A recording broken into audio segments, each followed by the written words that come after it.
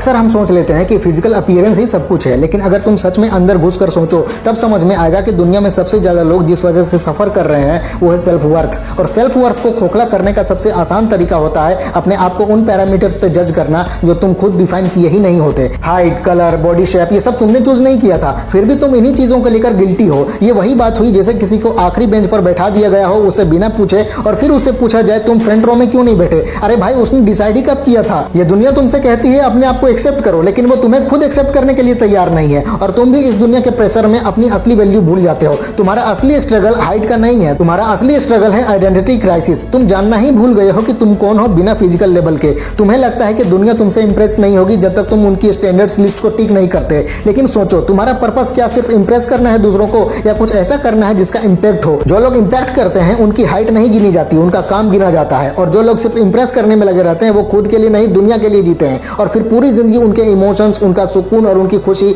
दूसरों के ओपिनियंस पर निर्भर हो जाती है, जैसे सब कुछ नीलामी में लगा हो। तुम्हारे जैसे कई लोग हैं जो हर सुबह आईना देखते हैं और सिर्फ कमियां ढूंढते हैं खुद में। क्या तुम कभी उस इंसान को थैंक करते हो जो सुबह रोज उठता है, दुनिया का प्रेशर झेलता है, फिर भी हिम्मत से खड़ा रहता है? नहीं ना, क्योंकि तुम्हारा फोकस सिर्फ अपनी कमियों पर है। तुम्हारा दिमाग अब एक मैग्नीफाइंग ग्लास बन चुका है जो सिर्फ कमियों को ही जूम करता है। जब तक ये लेंस चेंज नहीं करोगे तुम जिंदगी में क्लैरिटी नहीं मिलेगी तुम्हें। अब मैं तुमसे एक और बात पूछता हूँ, क्या तुम कभी खुद से इमोशनली कनेक्टेड होते हो? तुम कभी खुद से बात करते हो बिना ब्लेम किए? तुम्हारा इंटरनल डायलॉग कैसा है? क्योंकि जो तुम खुद से रोज कहते हो वही तुम्हारा बिलीफ बन जाता है। और अगर तुम रोज खुद से ये कहते हो कि मैं छोटी हाइट की वजह से कभी सक्सेसफुल नहीं हो पाऊंगा या मुझे कोई पसंद नहीं करेगा, तो तुम्हारा सबकॉन्शियस वही फ्यूचर क्रिएट करेगा जिसमें तुम वैसे ही बनोगे जैसा तुमने खुद को डिफाइन किया। साइकोलॉजी का एक रूल कहता है कि तुम अपने आप के बारे में जो सोचते हो तुम्हारे एक्शंस उसी के अकॉर्डिंग अलाइन हो जाते हैं। अगर तुम अपने आप को अधूरा समझने लगते हो तो तुम्हारे डिसीजन भी कमजोर बन जाते हैं, और जब डिसीजन कमजोर होते हैं तो लाइफ में प्रोग्रेस रुक जाती है। अगर तुम चाहते हो कि तुम्हारी कहानी पावरफुल बने तो सबसे पहले नैरेटर को चेंज करो, यानी तुम्हारे अंदर की आवाज।